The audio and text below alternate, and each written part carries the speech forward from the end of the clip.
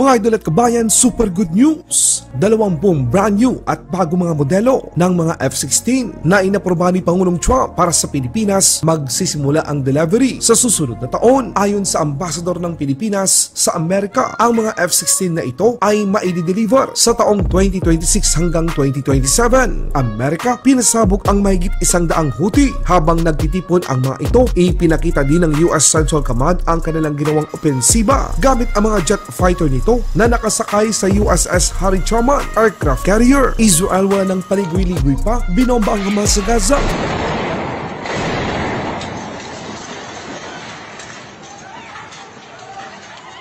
Isang planta na pinapatakbo ng mga Chinese dito sa Pilipinas sinalakay ng National Bureau of Investigation dahil sa gumagawa sila ng mga kemikal na sangkap para sa paggawa ng mga bomba na ipinapadala pa sa China. Panalo mga kabayan, matapos mag-request ang Pilipinas ng pagbili ng mga F-16 multi-role fighter sa Amerika. Ayon sa pahayag ng Defense Security Cooperation Agency, Trump administration agad na umaksyon. Inaprobahan ng Amerika ang pagbenta ng 20 bagong modelo ng F-16 Block 70 sa Pilipinas. At ayon sa Ambassador ng Pilipinas sa Amerika, ay posibleng maidi-deliver simula taong 2026 by batch hanggang taong 2027 ang mga jet fighter. Wow na wow mga kabayan. Lilinawin ko lang mga kabayan, ang mga F-16 Block 70 na ito ay mga brand new at ang pinakabagong modelo. Ito bago lahat ito dahil yung merong by block yan Itong block nito, matagal lang ino-offer sa atin ito. This will be available for delivery sometime next year or 2027, the succeeding ones. Pareho ng Black Hawk na nabili natin galing din sa Lockheed yan, no? So depende yan sa terms kung affordable sa atin at saka in-approve ng ating Kongreso at saka approve ng Presidente, edi magkakaroon tayo ng F-16s. But that is an offer as part of our AFP modernization program. Definitely, itong F-16, ito yung pinaka tamang-tama para sa ating Air Force dahil yung masyadong matataas na yung mga F-18, yung mga F-35, mga F-22 Raptor, F-35. Masyado ng ano yan Wala na masyado ng high-tech sa atin yun dahil number one, masyadong mahal yan. Number two, para sa ating, for our purposes, dahil pinag-aralan na rin yan ng ating armed force, ng Air Force natin, at saka pinag-aralan ng ating mga kaibigan dito sa Amerika na ang talagang tama para sa ating Air Force dahil maneuverability at saka kung how long it can stay in the air for being able to protect our shores. F-16 to do its mission, tama yun. Yung gusto nga ng Trump administration, yung deterrence to strength, no? So yung the Philippines is one of the major allies. They want to be able to help the Philippines achieve its purpose of modernizing its forces so that we can show that we have a deterrence factor. That's part of our overall defense strategy. So hindi tulad ng binabanggit ng iba, lalo na ng mga kaibigan ko, mga bakery boys, na kaya kasi nang gusto ng ganyan para sa China.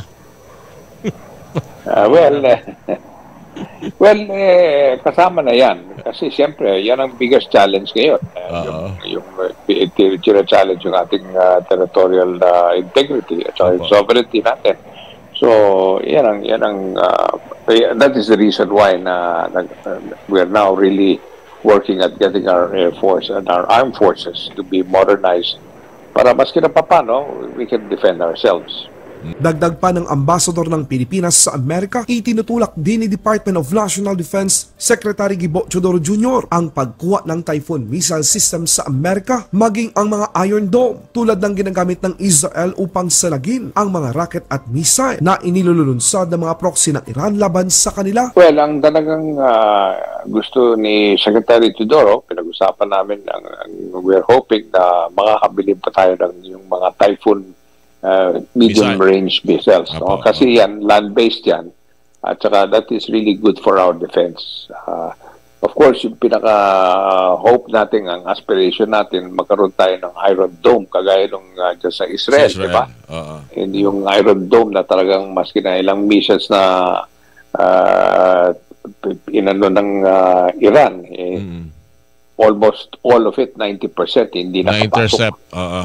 ma-intercept itong Iron Dome. Using missile and yung kanilang Gatling gun. Yes, kaya yan ang mga hope natin.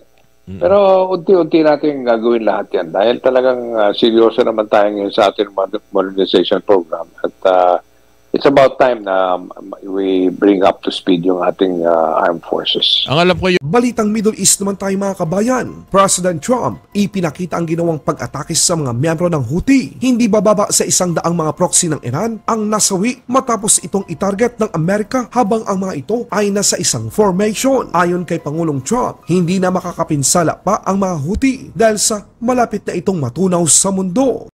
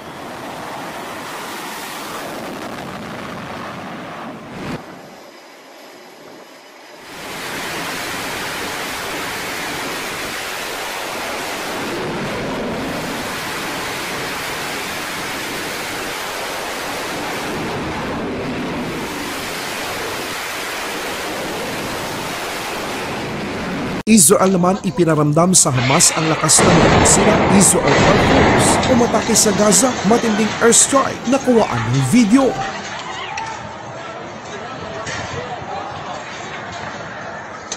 Balitang Pilipinas naman tayo mga kabayan. Niraid ng National Bureau of Investigation ang isang industrial plant sa Marilao, Bulacan na sangkot umano sa pag-iimbak ng mga kemikal na sangkap sa paggawa ng mga pampasabog o bomba. Napag-alaman sa investigasyon na taong 2013 pa. Napag-alaman sa investigasyon na taong 2013 pa nag-ooperate ang planta na puro Chinese rin umano ang may-ari. Ayon sa National Bureau of Investigation ay labag sa batas. Pansamantalang isinara ang naturang planta habang nasa kustodiya naman ng National Bureau of Investigation ang mga Chinese at mga empleyadong Pinoy. 20 tonelada o mahigit pa ng sodium tungstate ang na-recover na nakahanda na sanang i-export umano sa bansang China at Amerika.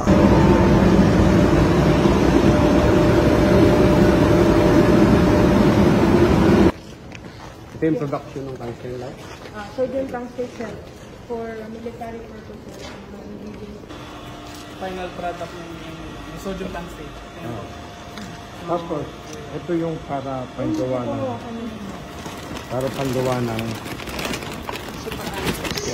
powder form na ito. May mga industrial uses po siya. As yung sinasabi nga po ni Ma'am Light, pwede siyang i-weaponize.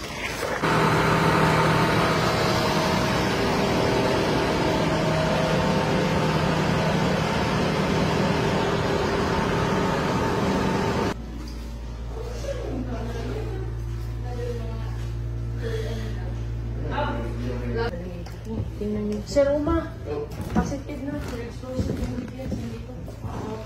Yan natin, sir. Papicture na lang natin. Laban Pinas.